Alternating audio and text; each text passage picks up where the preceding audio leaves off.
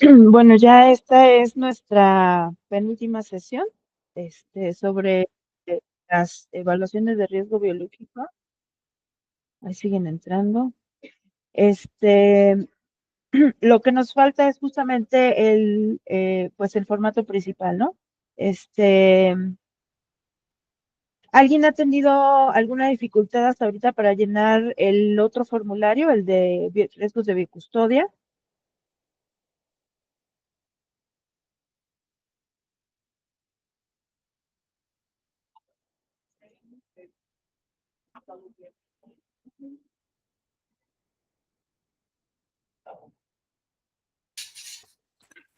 Hola, Clincy. Buenos Hola. días. Yo tenía algunas dudas en algunas de las preguntas, pero no puedo abrir por ejemplo, en algunas donde dice que si le preguntamos al personal o se le había hecho, creo que algún tipo de evaluación, nada más Ujú. déjame ver, como de confidencialidad o algo así, pues eso aquí Ajá. no lo hacemos, ¿no? Ahí le Ujú. ponemos que no.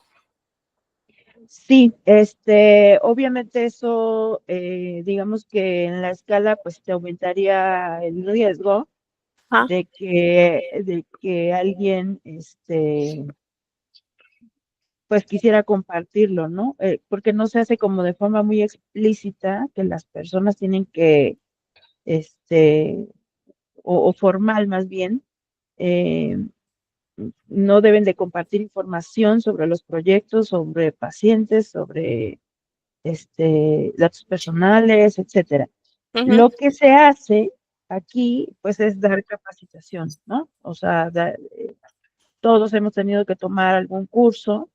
eh, lo que se puede poner ahí es, no se hacen, no se firman, acuerdos de confidencialidad, pero se capacita al personal en temas de protección de datos personales, por ejemplo. exacto, sí, porque dice que sí, las personas que tienen acceso al material de alto riesgo, se somete a una investigación de antecedentes y se consideran aptos, ¿no? Ujú. Pues Mira, eso. este es el formato de la OMS. Entonces, déjame ver, alguien está intentando entrar. Este es el formato de la OMS. Por eso es que, digamos que quieren saber si se hace. Pero pues nosotros estamos también regulados por la normatividad mexicana. Ajá, En México no está permitido el solicitar, por ejemplo, cartas de antecedentes no penales para conseguir un trabajo. sí, Porque eso se considera discriminación. ok. Entonces, este, en esos casos ¿se hace revisión de antecedentes, de antecedentes penales? Pues no, porque está prohibido por la legislación mexicana. Ok, Y ya. ok. Y hay otra que dice, ¿existe un proceso para la autonotificación o notificación de incidentes? Ese puede ser el de bioseguridad que tenemos cuando ocurre un accidente o tiene que ser específicamente de biocustodia. Mm, en el caso de los de bioseguridad, si alguien se salpica, se pica, se corta, tiene un accidente con una muestra biológica, pues sí hay un procedimiento. Ujú, Aquí, digamos que oficialmente es que si hay el robo de algún material, es notificar al jefe inmediato, ¿no? ajá, Y él pues tendrá que encargarse de hacer el reporte a nivel institucional, o ok, sea, ya hacer una carta avisándole pues, de que hubo el robo de algún equipo, o a veces es solamente que se extravió, no lo encontramos, ok, o si hay algún evento de que alguien entró sin autorización o cosas de ese estilo. ok. Y otra, ¿existen otros factores que pueden afectar la biocustodia del laboratorio? Por ejemplo, factores legales, culturales, socioeconómicos. ¿Ese como a qué se refiere? ¿Qué pregunta es? La 22. Sí, a ver, repítemela. ¿Existen otros factores que puedan afectar la biocustodia del laboratorio? Por ejemplo, factores legales, culturales, socioeconómicos o de percepción pública. ¿Qué incidentes de biocustodia relacionados con el personal podrían ocurrir? Este, bueno, en esos casos es si, por ejemplo, identificamos que hay algún, no sé, Vamos a suponer que se celebra, por ejemplo, el Día del Niño, y entonces entra mucha gente sin registrarse al laboratorio. O cosas como, no sé, que tenga que ver con de tipo cultural, pero que pueda afectar al laboratorio, o de, no sé, cosas de ese estilo. Pero eso en realidad no, porque nosotros tenemos, digamos que prohibido el acceso a personas externas. Agendas. Ajá. Ajá, yo realmente no identifico alguna. Si a ustedes se les pudiera pensar de alguna, pero en ese caso yo diría que no. Ok. Y déjame ver, ¿qué tipo de incidencia de biocustodia relacionada con la seguridad física podría ocurrir? ¿Qué pregunta es, Mm, Maribel? La 29. en ese caso se refiere, por ejemplo, o sea, seguridad física se refiere a control de accesos de entrada, vigilancia, quién entra y quién sale de la instalación, cosas de ese estilo. Pero aquí lo tenemos como muy controlado, o sea, tenemos un Ok, vigilante, sí, tenemos puertas con llave, tenemos cámaras de vigilancia, tenemos una serie de cosas, ¿no? sí, A lo mejor hay que decir, o sea, sí hay riesgo, pero en las anotaciones poner tenemos todas estas cosas para prevenir eso. ok, sí, es que como que no había entendido muy bien la seguridad física, ¿no? Sí, la seguridad física se refiere a instalaciones. Ok, O y sea, creo que ya es la última. Dice, ¿qué ujú. materiales biológicos y materiales de alto riesgo están incluidos en la lista de inventarios de la instalación? O sea, me cuesta un poco de trabajo de discernir en qué es un material de alto riesgo, ¿no? O sea, por ejemplo, cultivos virales, por ejemplo, sería algo de alto riesgo. Mira, sí, pero depende del microorganismo. Ok, Había una tabla, denme un momento y se las abro. Donde estaba evaluación. Denme un segundito. Esta no es evaluación de riesgos del cieno.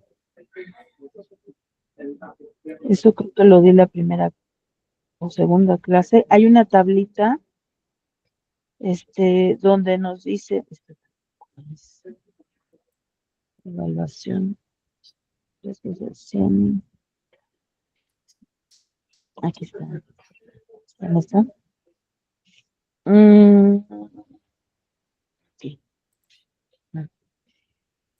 O sea, ¿dice materiales de alto riesgo o investigaciones de alta consecuencia? no, materiales biológicos de alto riesgo. Ah, ok. Materiales biológicos y materiales de alto riesgo. Que eso fue mi confusión, porque si era una investigación de alta consecuencia, pues es lo que habíamos visto arriba, ¿no? Bueno, que Ujú, vienen las preguntas iniciales. ujú. Déjame la saco de aquí para poder proyectarla. Ahí está. Mira, si tenemos alguno de los de alta consecuencia, es de alto riesgo, ¿ok? O sea, Sí.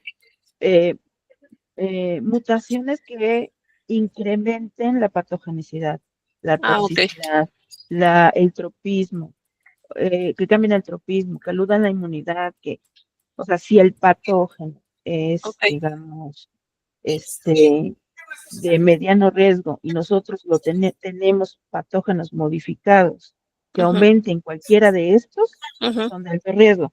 ok, Esa es la primera definición. La segunda está relacionada a la patogenicidad natural de los microorganismos. O sea, acuérdense que hay grupo de riesgo 1, 2, 3 y 4. sí, Los de alto riesgo son el 3 y el 4, o sea, de tuberculosis o que se transmitan por aerosoles para arriba, sí. ¿sí? Incluyendo fiebres hemorrágicas y tuberculosis multidrogoresistente, algún patógeno que, aunque sea de grupo 2, si no, si tiene muchas mutaciones para los cuales ya no hay medicamentos, también son de alto riesgo, Ok, ese tipo de materiales. sí. Y ya me encontré otras dos, perdóname, la 41 y la No, para eso 42. estamos. Dice, ¿se aplican normativas nacionales o internacionales al laboratorio en las instalaciones que afectan biocustodia? O sea, ¿de estas te refieres, por ejemplo, a la... Ah, no, esa es la 087 es de RPPI, ¿verdad? O sea, sí hay normativa que no que afecte, que regule parte de las cosas que hacemos, no todo, pero al menos una parte. Sí, Por ejemplo, el transporte de muestras está regulado. sí, El manejo de desechos está RPP, regulado. ajá, La selección y uso de equipo de protección, hay una norma. Este, o sea, hay una serie de normatividades que sí nos aplican a nosotros. ok. Entonces hay que poner todas ellas, ¿no? Sí. Igual existen Miren, normativas. les voy a pasar un link, sí, Ajá, donde tengo una lista de normas. Ustedes ahí, pues no las anoten todas, ujú. pero al menos las que consideren ustedes más relevantes. Se les paso en un segundo.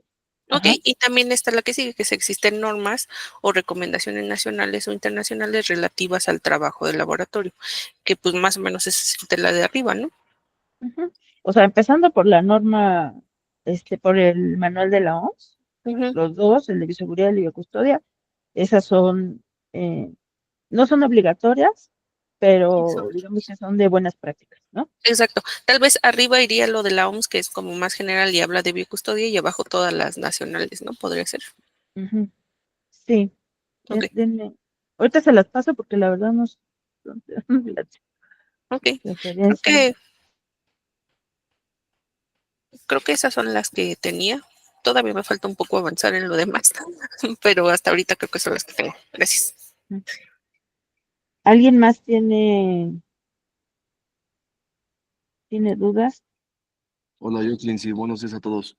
Hola, sí.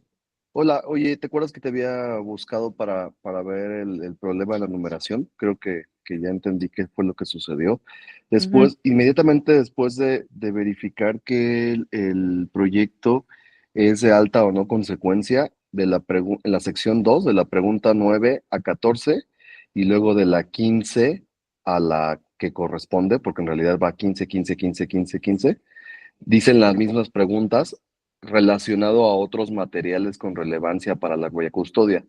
Si Sí. nuestro proyecto no es de alta consecuencia, en las primeras 9 preguntas igualitas le ponemos no aplica y en las segundas ya ponemos lo que aplica para el proyecto, ¿verdad? A pesar de que los números estén mal. Porque A pensé ver, que había sido un... me lo puedes proyectar. Es que les voy a decir qué pasó. El formato está en un formato PDF. eh, Entonces, había que hacer un formato editable de alguna forma, ¿no? ujú, Entonces, me puse a copiar así, pregunta por pregunta, para poder hacer el formato. Entonces, seguramente ahí me tuve algún error, pero si lo quieres proyectar para que los demás entiendan de qué se trata, ¿la están déjame, viendo ahí? Sí, Mira, al inicio evalúas si tu proyecto es de alta consecuencia, ¿no? Y aquí dice, si respondiste por lo menos una de las 5 a la 8, tu investigación es de alta consecuencia. Bueno, ya declaramos que no es así.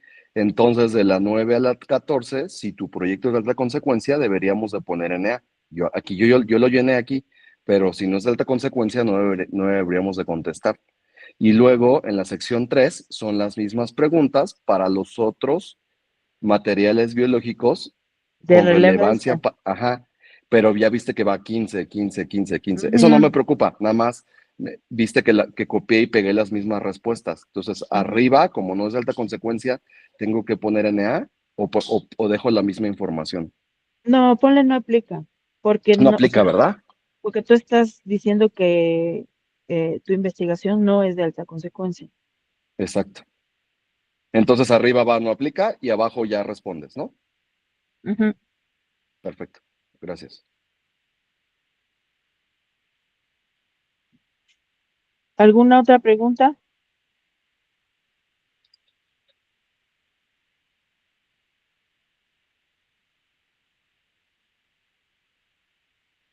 ¿Duda? ¿Queja?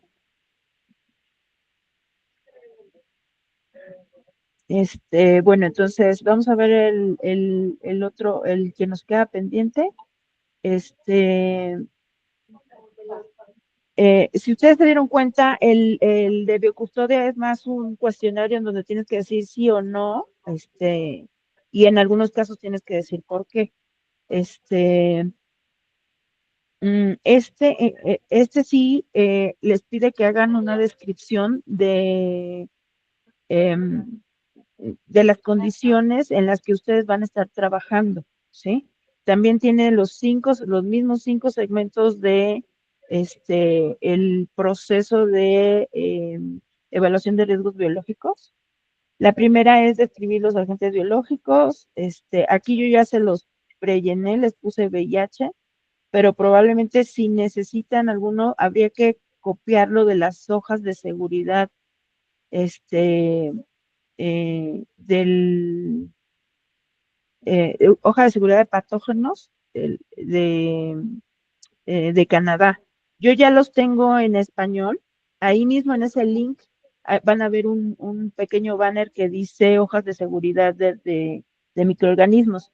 Entonces, si necesitan información, ya están los más de 200 microorganismos en español. Es una traducción automática de Google, así que les ruego que lo lean antes de copiarlo y pegar por si creen que algo no está bien, pero ya de ahí pueden sacar esa información. Después viene el proceso, el diagrama que estuvimos trabajando, tiene que ser, acuérdense, por proyecto o por, pues sí, en este caso es por proyecto, y lo vamos a pegar. Debe ser un solo diagrama que probablemente tenga 2, 3, 4 brazos, o ramificaciones, dependiendo de lo que estén trabajando, ¿sí?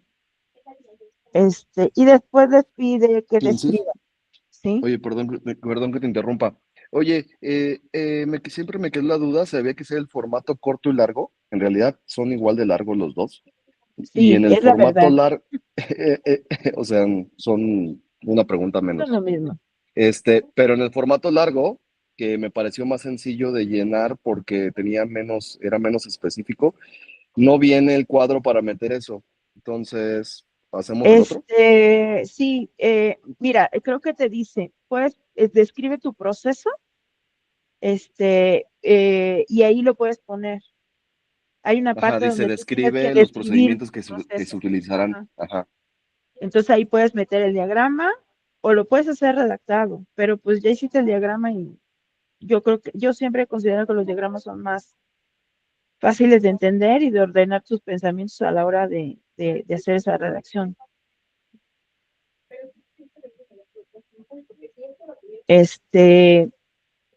Después dice, los procedimientos de riesgo. Aquí es donde ponemos la lista de las cosas que nosotros consideramos que pueden ser un riesgo para nosotros. O sea, durante el procesamiento, la toma de muestras, hay riesgo de pinchadura por el uso de agujas durante la toma de muestras, ¿no? O sea, ahí hay que ir poniendo la descripción de estos pasos en donde vamos a tener contacto con materiales biológicos y el riesgo, cuál es el riesgo o el escenario de riesgo que nosotros identificamos. Después los equipos y materiales de riesgo que se utilizan, agujas, jeringas, bisturís, eh, tubos de vidrio, eh, las centrífugas son de riesgo. Y luego dice cuáles son los de seguridad. Bueno, la centrífuga con tapa, o con buckets con tapa de rosca, las cabinas, todo lo que se utiliza de seguridad, condiciones de las instalaciones, bueno, pues es una descripción general, o sea, tiene pisos que son lavables y desinfectables, tiene tiene alarmas de emergencia, tiene luces de emergencia, tiene, o sea, todos los que puedan ustedes identificar, ahí los ponen.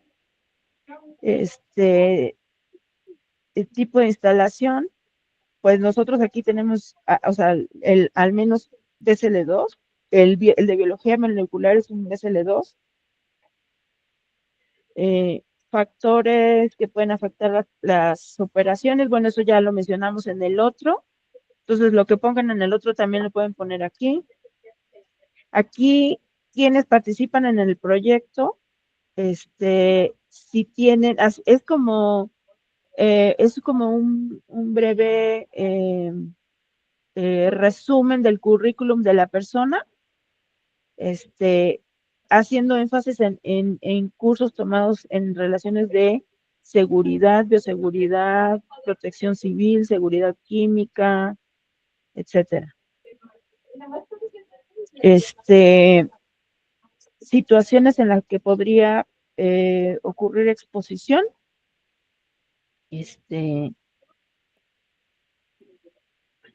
Aquí en la primera la pueden poner general y acá ya pueden poner si quieren la lista, ¿sí?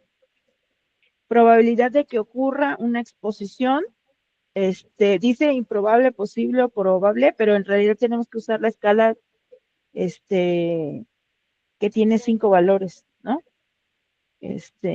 Si, por ejemplo, si el escenario de riesgo dice que,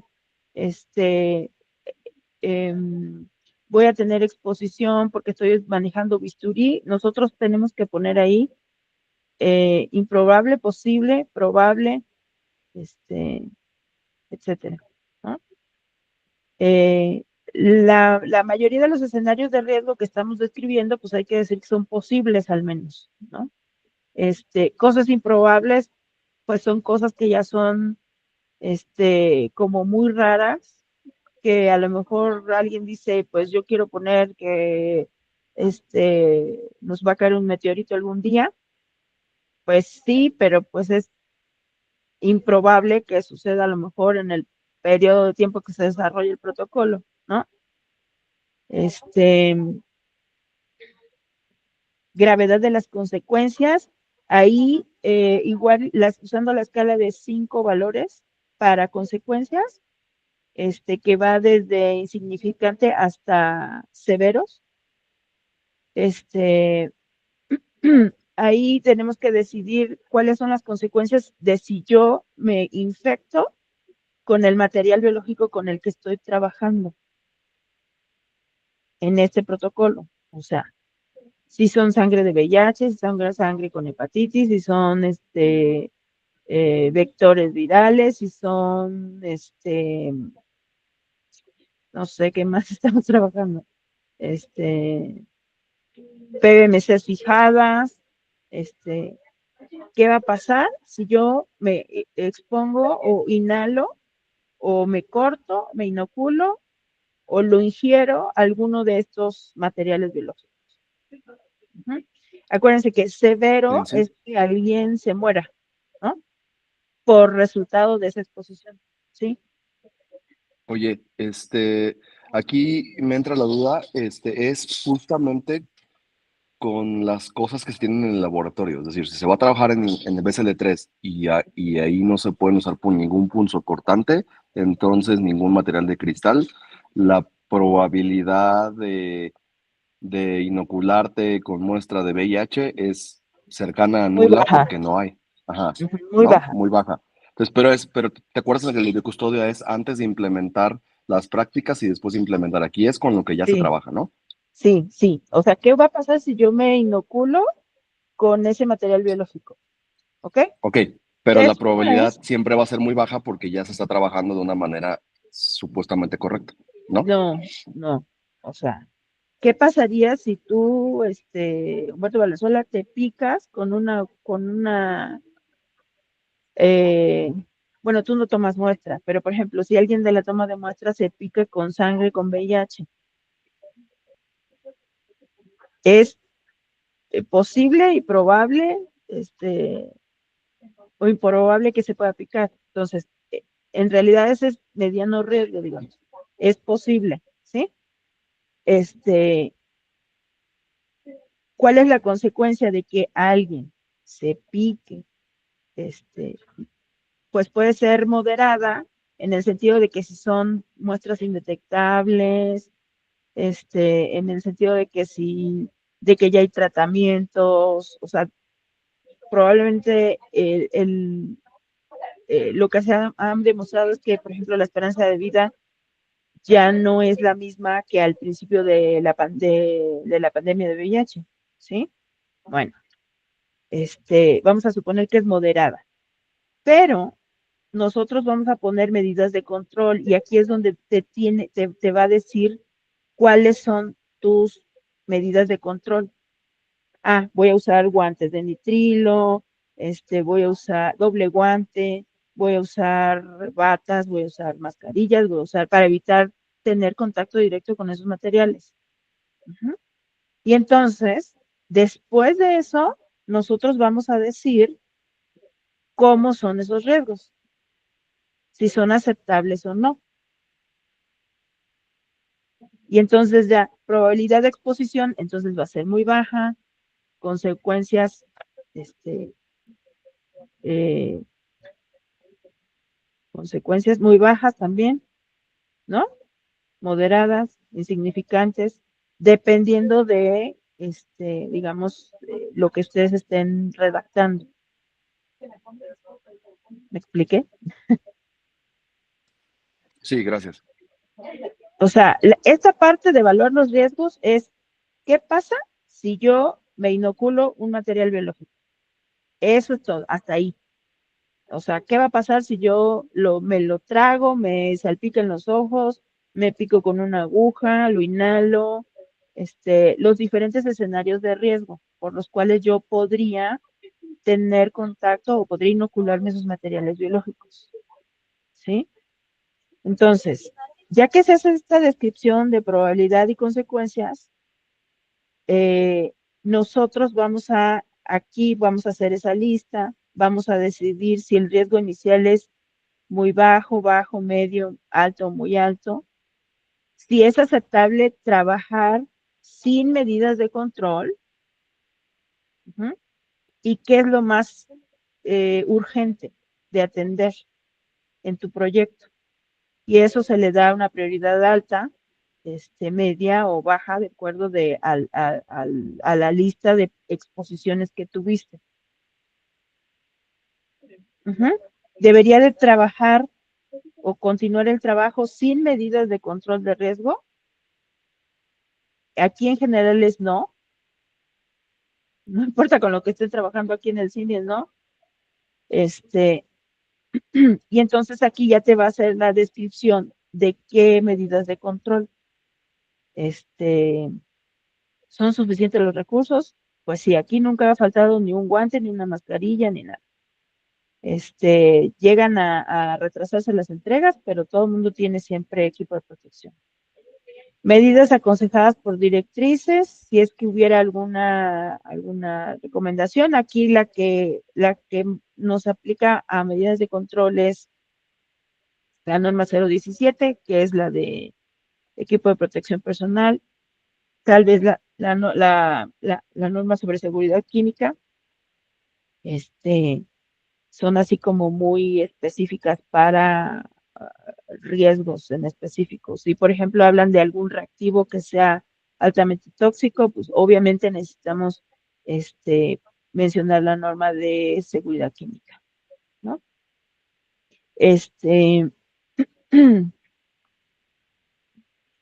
¿Hay alternativas para trabajar sin ninguna medida de control? No.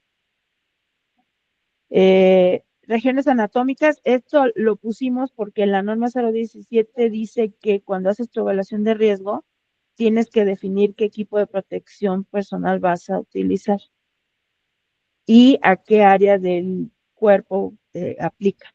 O sea, si es a la cabeza, los ojos, la cara, los oídos. En general, nosotros vamos a proteger ojos y mucosas bucales, aparato respiratorio, extremidades superiores y tronco con las batas. En extremidades inferiores, solamente que tuvieran algún material así que fuera de muy alto riesgo, ¿no? Porque ahí hay que usar botas, etcétera. En el caso de la cabeza, La norma se refiere más a cascos o cosas de ese estilo. En nuestro caso es si vamos a requerir gorros eh, de material resistente a líquidos, ¿no? Los oídos en general no, pero pues finalmente quedan cubiertos con tanto equipo que usamos. Y aquí hay que hacer la lista de lo que usamos, ¿no? En ojos y cara, pues lentes, mascarillas contra salpicaduras, las mascarillas N95 van en el apartado 4, que es aparato respiratorio, ¿sí? Las mascarillas quirúrgicas, como protegen solo contra salpicaduras, esas van en la sección 2. Para oídos no tenemos ningún específico, pero eso se refiere más a riesgos de ruido, por ejemplo. En extremidades superiores, o sea, en los brazos, es el uso de guantes. Las batas van en el apartado 6, tronco, y siempre hay que describirlas como equipos o materiales resistentes a líquidos, ¿sí? Porque no son impermeables. Luego dicen, es que son impermeables. No, no son impermeables, son resistentes a líquidos. ¿Sí, Vero? Hola, buenos días. Por ejemplo, para las extremidades inferiores, no, bueno, nosotros le pusimos zapato cerrado. ¿Sí aplica? Sí, también. Los zapatos cerrados son parte del equipo de protección personal. Este, digamos que no es eh, mm, no es como tal una obligación del instituto darnos zapatos cerrados, pero es como un requisito que se les pide, sobre todo que no vean, o sea, lo que nos queremos referir con esto es que no podemos entrar al laboratorio en chanclas, no podemos entrar al laboratorio en shorts, con vestidos, mostrando piernas o piel, este, y por eso se deben de poner, ¿no? Ok, gracias.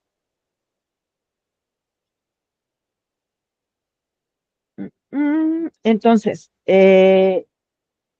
aquí dice que vamos a seleccionar el equipo, medidas requeridas, si las hubiera. Aquí podemos hacer referencia a que ya describimos acá el equipo de protección personal. Este, Actividades de riesgo. Aquí lo que tenemos que decir, bueno, yo tomo muestras y entonces mi actividad de riesgo es salpicaduras con sangre de pacientes con VIH. Medida de control, usar equipo de protección. Acuérdense que cada riesgo puede tener varias medidas de control, ¿sí? En el caso de los aerosoles, por ejemplo. No, bueno, yo voy a trabajar muestras con influenza. Pero yo los trabajo con centrífugas, con tapa de rosca, las trabajo dentro de las cabinas de bioseguridad. Hay sistema de aire, extracción de aire con filtro CEPA, etcétera. Y ahí nosotros vamos a decidir si con esas medidas de control mi riesgo residual es bajo, muy bajo, medio, muy alto, si es aceptable para trabajar con esas medidas, y sobre todo si esas medidas están disponibles, son efectivas y si son sostenibles.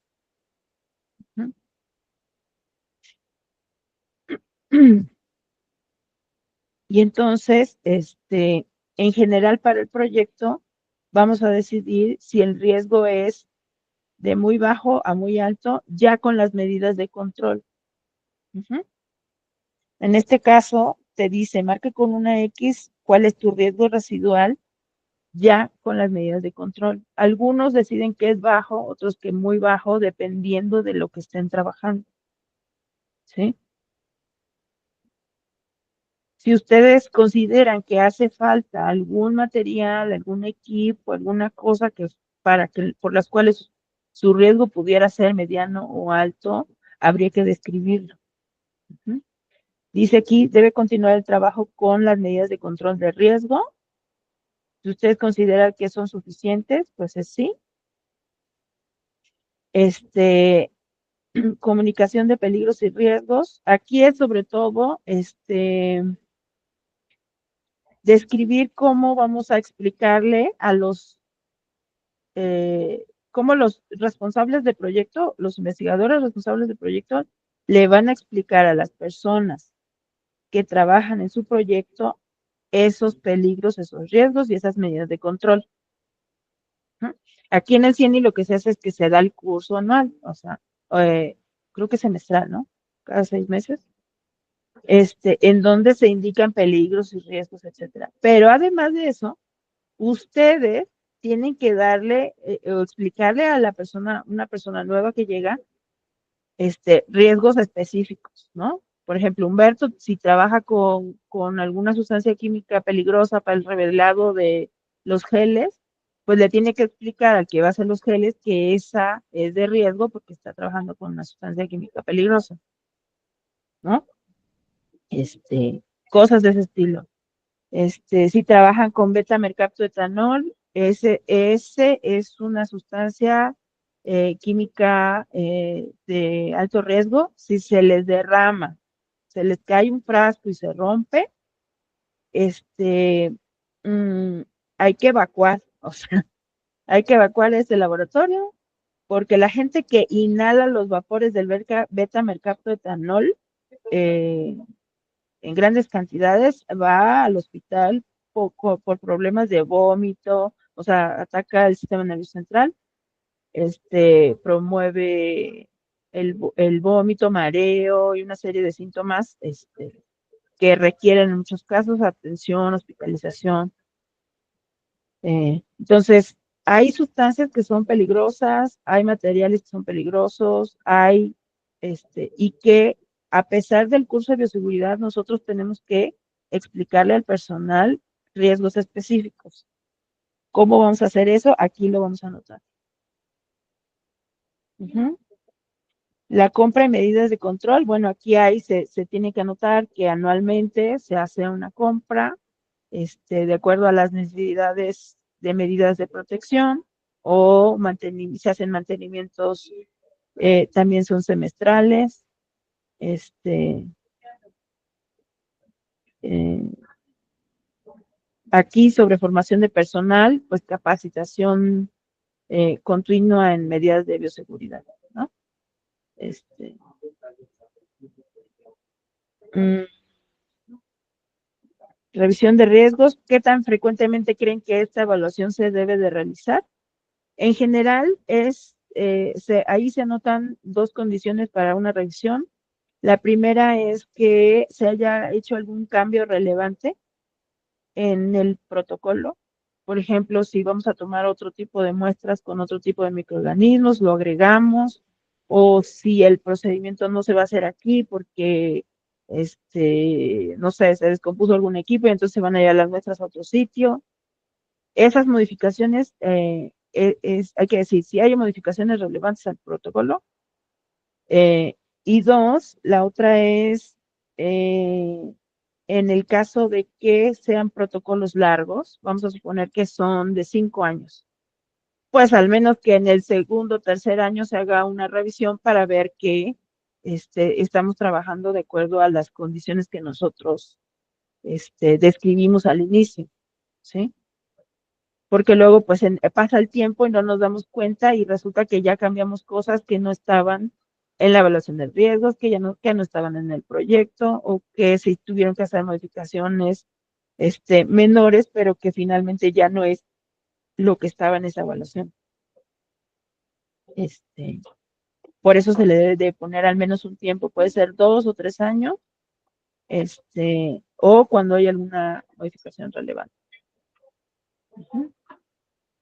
Estas evaluaciones se van a firmar, o sea, las van a revisar 2, 3 veces y se van a firmar y se van a poner en los expedientes. ¿Ok? ¿Alguna duda hasta aquí?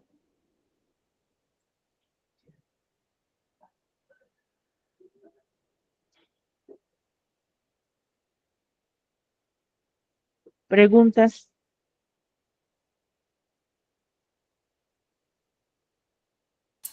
No, creo que este está más fácil que el de biocustodia. Sí, lo dejé al final porque parecía más difícil, pero la verdad es que si nosotros ya hacemos nuestra escalita de cómo ponderar los riesgos, si es alto, muy alto, mediano, tenemos nuestra escala bien definida, lo demás es puro llenar información de equipos, de materiales, de describir y describir y llenarlo y ya está.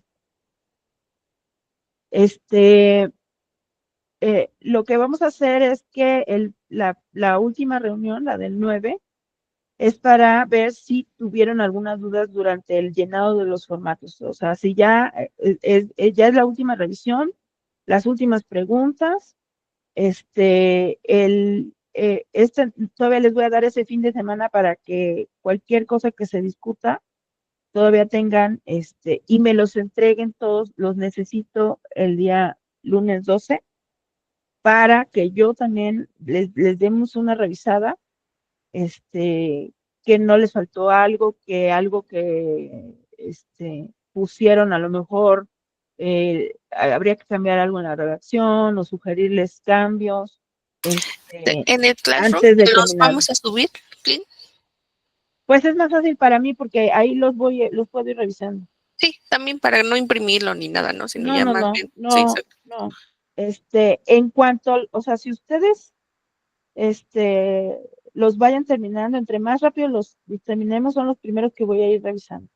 ¿Ok? Voy a estar esa semana revisando, pues sí son varios, ¿no? Entonces hay que ir revisando, este, y la próxima clase sería puras dudas. Ay, esto no entendí, ay, necesito aquí, necesito allá, lo que necesiten, resolver, ya lo veríamos en la última clase, y el 12 de mayo para que esa semana los estemos revisando, y ya en el caso de que hubiera alguna sugerencia o algo, hacérselas y ya para entregarlos.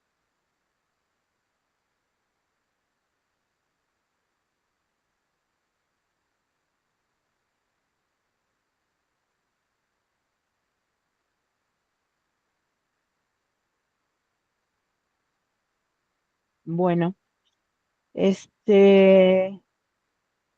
si no tienen más comentarios, no se les olvide firmar la hoja de asistencia y nos veríamos el próximo viernes.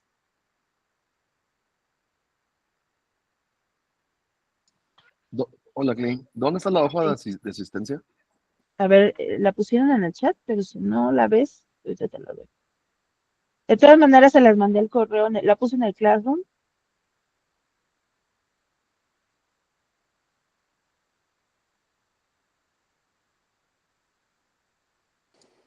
Ya está, gracias.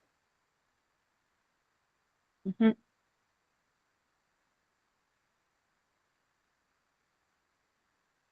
Y ya con eso terminamos este doloroso ejercicio. Recuerden que estas evaluaciones, en teoría, se hacen al inicio de los protocolos de investigación, pero no se habían hecho, y es importante tenerlos porque está en la reglamentación. Si nos hace alguien decide dar alguna auditoría, tiene que estar ahí en el expediente. ¿Ok? Sí, yo creo que esto se debería de, o sea, cada vez que alguien va a meter un nuevo proyecto, exigirle su evaluación de riesgo, porque dejarlo así está bien pesado y al Este, final. tengo entendido que nos los están pidiendo, o sea, lo primero que quieren es que los proyectos de investigación del INER lo tengan. Y en cuanto ya la gente sepa hacerlo, entonces empezar a solicitar que se hagan cada vez que metes a evaluar un proyecto. Sí, porque está muy rudo. ¿Sí? Bueno, entonces, cualquier cosa me avisan y nos vemos el próximo viernes.